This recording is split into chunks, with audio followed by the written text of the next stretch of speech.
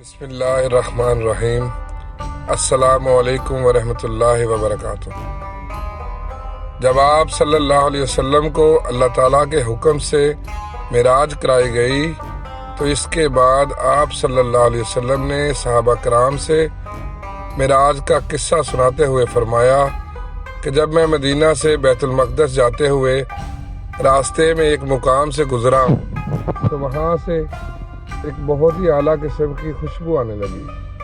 وہ خوشبو اتنی اعلیٰ تھی کہ ایسی خوشبو میں نے پہلے کبھی نہیں سونگھی تھی۔ میں نے جبرائیل علیہ السلام سے پوچھا کہ یہ خوشبو کہاں سے آ رہی ہے؟ تو جبرائیل علیہ السلام نے فرمایا کہ فرعون کی بیٹی کی خادمہ کی قبر سے آ رہی ہے۔ پھر جبرائیل علیہ السلام نے اس خادمہ کا قصہ سناتے ہوئے فرمایا کہ اس خادمہ کا نام نشاطہ تھا اور وہ فرعون کی بیٹی کی خادمہ تھی اور وہ خفیہ طور پر اسلام لا چکی تھی۔ فرعون کی بیٹی کے بالوں میں کنگھی کیا کرتی تھی۔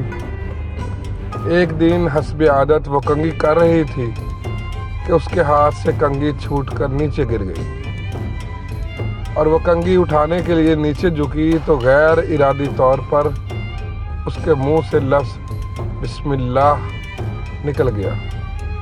جب فرعون کی بیٹی نے یہ لفظ سنا تو اس نے کہا کہ یہ تو نے کیا کہا؟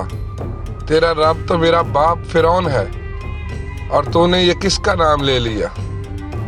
اس پر نشاطہ نے کہا کہ میرا رب فرعون نہیں بلکہ میرا رب وہ ہے جس نے مجھے اور تجھے حتیٰ کہ فرعون کو بھی اس نے پیدا کیا اور وہی سب کو روزی دیتا ہے۔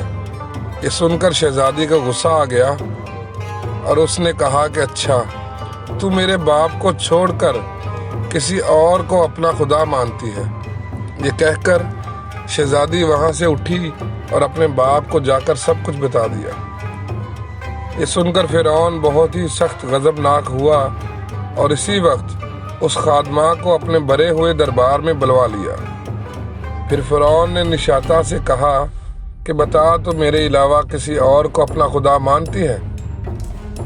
نشاطہ نے کہا ہاں، میں تجھے اپنا خدا نہیں مانتی بلکہ میں اس اللہ کو خدا مانتی ہوں جس نے تجھے یہ زندگی دی اور وہ یہ زندگی لینے پر بھی قادر ہے۔ یہ سن کر فرعون نے کہا کہ آگ جلائی جائے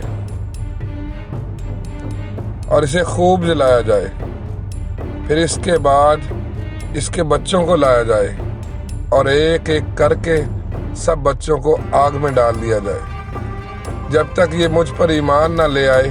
چنانچہ نشاطہ کی بیٹیوں کو لایا گیا اور سب سے بڑی بیٹی کو اس کی آنکھوں کے سامنے اس آگ میں ڈال دیا گیا۔ یہ منظر بہت ہی خوفناک تھا لیکن نشاطہ نے ہار نہ مانی۔ اس کے بعد پھر دوسری بیٹی کو بھی اسی طرح آگ میں ڈال دیا گیا، لیکن پھر بھی نشاطہ اپنے ایمان سے نہیں پھری۔ اس کے بعد فرعون نے حکم دیا جو بچی ابھی دودھ پیتی ہے اس کو بھی لے آؤ اور آگ میں ڈال دو۔